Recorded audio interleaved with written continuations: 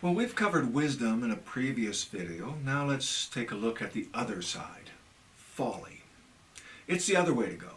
It's the way Proverbs wants to discourage us from following.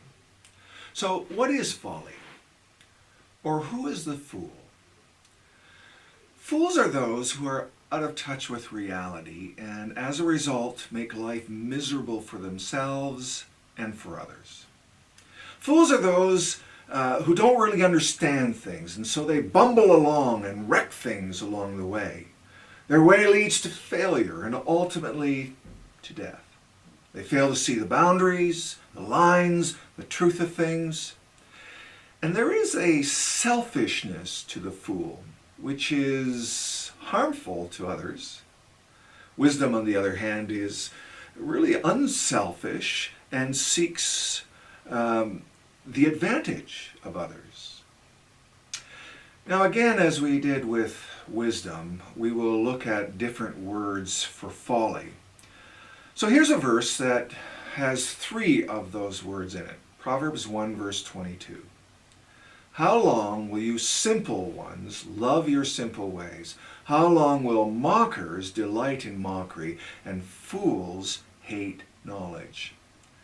So the first word there is simple.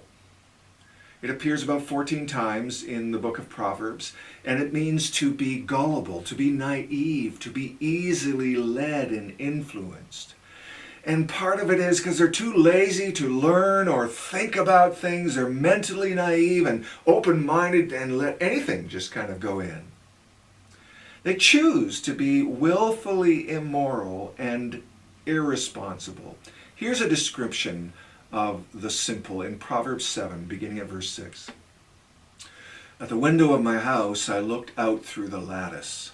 I saw among the simple, I noticed among the young men, a youth who lacked judgment. He was going down the street near her corner, and that's the corner of the adulteress or the wayward woman, walking along in the direction of her house at twilight, as the day was fading, as the dark of night set in. So it shows him aimless, inexperienced, drifting into temptation. But here's the problem.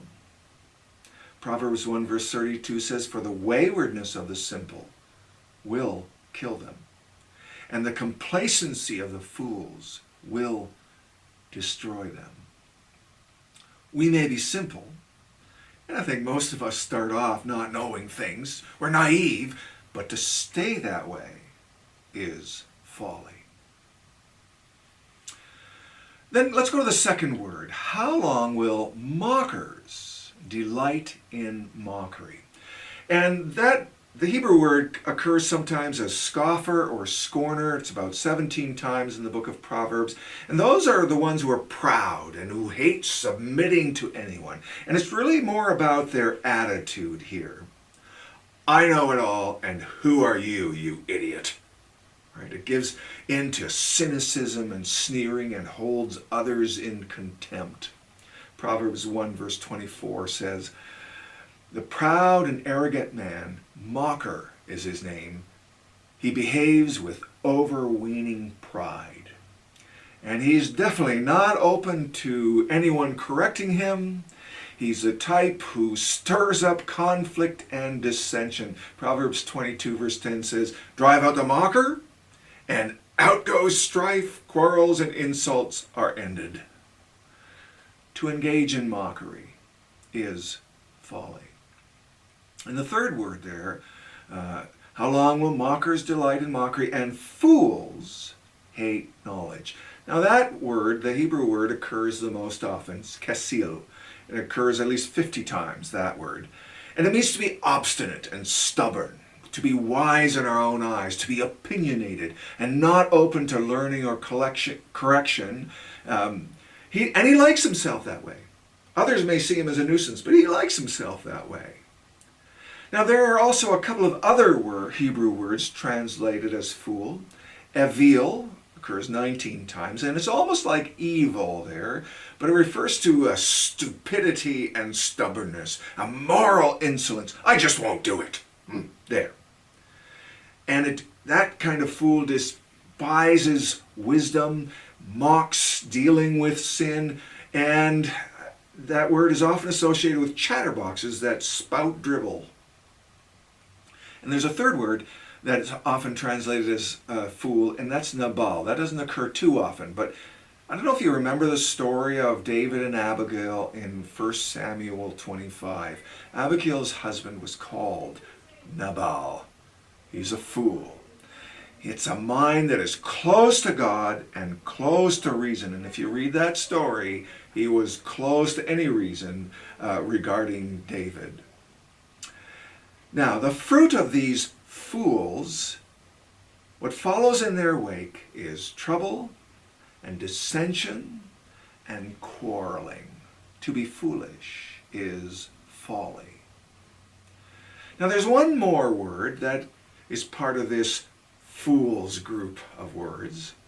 It's the sluggard. Listen to this description. It's very descriptive in Proverbs 26, beginning at verse 13. The sluggard says, "There's a lion in the road, a fierce lion roaming the streets." And those are excuses to not do anything. And it goes on and says, "As a door turns on its hinges, so a sluggard turns on its bed." You can almost hear it squeak. Continues, "The sluggard buries his hand in the dish. He is too lazy to bring it back to his mouth.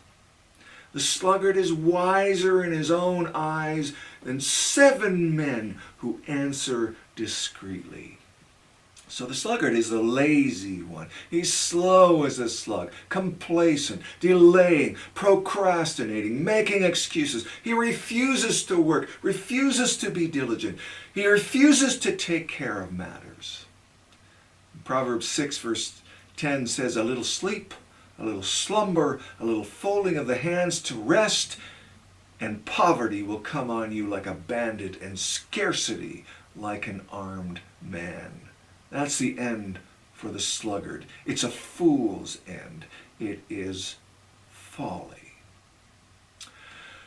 Well, I hope that gives us a better sense of what Proverbs hopes to keep us from. There is folly, but there is also wisdom. And Proverbs hopes to guide and teach us the way that leads to life, the way of wisdom. Ultimately, the heart of it is that the way of folly is to not fear the Lord, because then we do not have knowledge. Wisdom comes with acknowledging and knowing and fearing God. Well, I hope that some of this introductory material will help you in understanding Proverbs. In our church, at the First Christian Reformed Church in Red Deer, Alberta, we will be undergoing a series of sermons on the book of Proverbs throughout the summer. But I encourage you to read the Proverbs, to reflect on them, think about them, and gain wisdom.